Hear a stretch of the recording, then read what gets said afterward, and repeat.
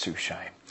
The UN-backed peace plan for Syria could be in deadlock, just days ahead of a ceasefire deadline. The rebels have refused to give Damascus any guarantees that they will lay down their arms when the government troops pull back.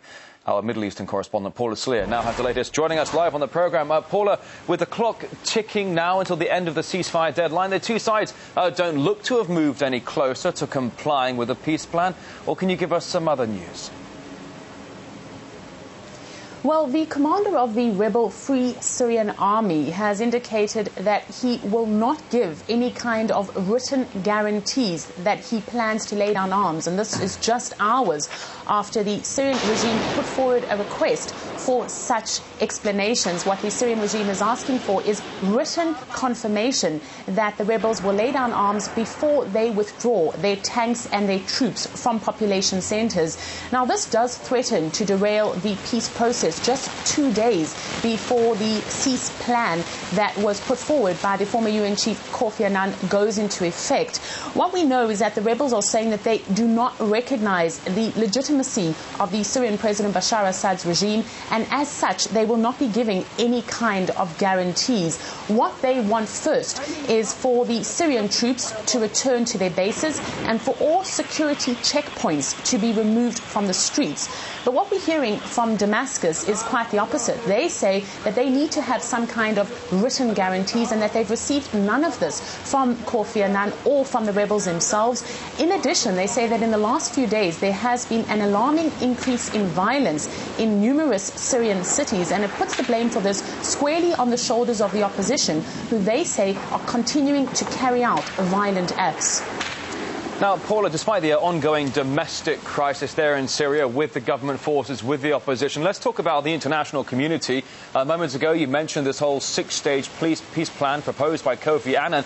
Do you think the international efforts are helping in any way to resolve this conflict? Well, increasingly, the sense in the international community is that any kind of resolution of the Syrian crisis is getting further and further away. Certainly, there are many in the international community who feel that what world powers are doing is actually moving the two sides further away from each other. We saw a recent Friends of Syria meeting, which has effectively now become known as the Friends of the Syrian Opposition. And this saw countries like the United States and its allies, as well as several Gulf countries, Saudi Arabia, Qatar and Turkey, pledging increased support for the rebel fighters. What we've heard from countries like Russia is that far from actually helping to resolve the conflict, these kinds of shows of support are merely fueling the crisis on the ground.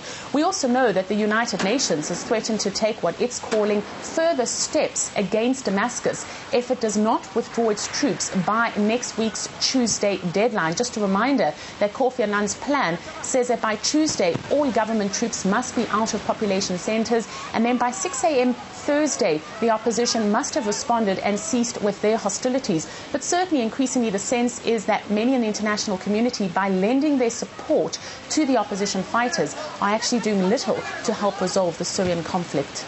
All right, Artie's Paula Sleer there, live for us from Tel Aviv. Thank you.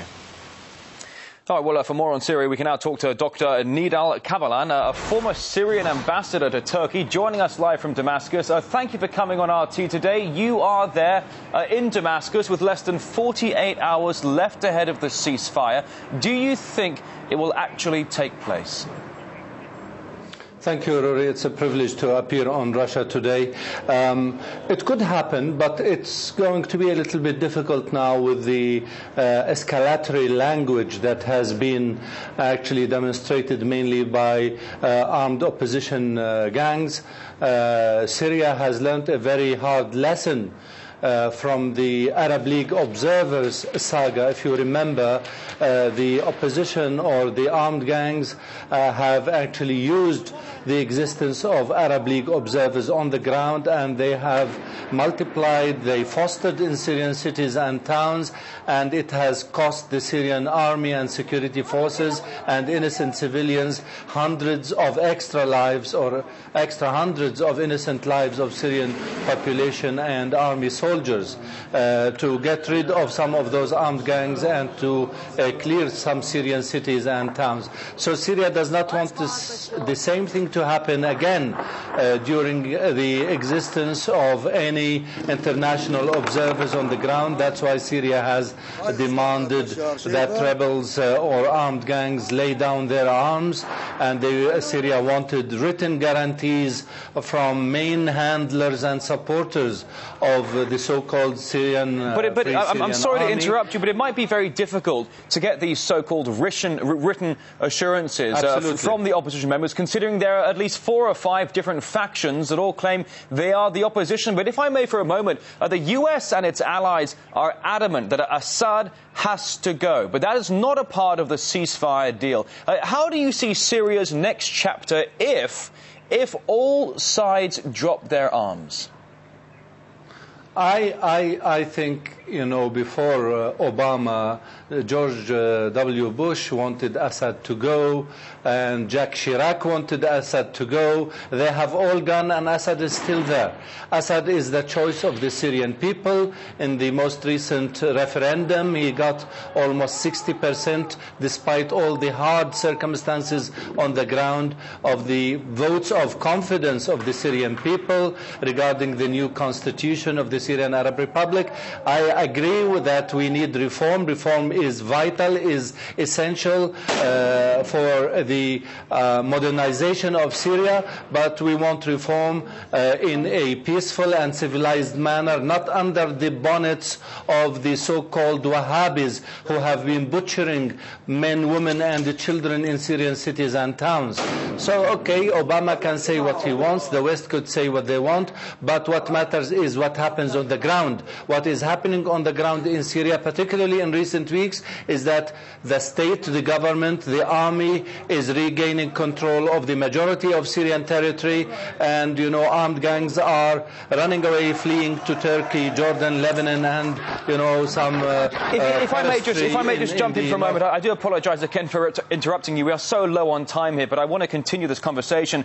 In recent days, we've had the so-called Friends of Syria meeting that occurred in Istanbul. We've spoken to some Syrians who say that group is not the Friends of Syria. They are the enemies of Syria, and yet they're the ones who are arming the rebels. What are your thoughts on that? Absolutely, you are absolutely right, and they are absolutely right. Friends of Syria are Russia, are Venezuela, are China, you know, countries who have been supporting a peaceful end, a peaceful settlement for the dispute in Syria. If those so-called friends of Syria who've gathered first in Tunisia and now in Istanbul, who are actually enemies, bitter enemies of Syria, are supporters and friends of Syria, they would have stopped the media propaganda, the media provocation initiated by Qatar and Saudi Arabia, mainly Al Jazeera and Al Arabiya TV channels. They would have stopped arming those militias in Turkey and training them in Turkey and some other neighboring countries, mainly Lebanon, Turkey, and probably Jordan and Iraq. If you are a friend of Syria, then you would help the government accomplish a peaceful solution to this ongoing crisis. Those people who have gathered in Istanbul are the same who have gathered previously in Tunisia. They are a group of warlords and they are warmongers, and they are actually trading with the innocent, the blood of innocent Syrians who have been killed, almost 7,000 or 8,000 of them. Almost half of them are army soldiers and security forces who have been butchered by those armed gangs. Friends of Syria would support a peaceful settlement.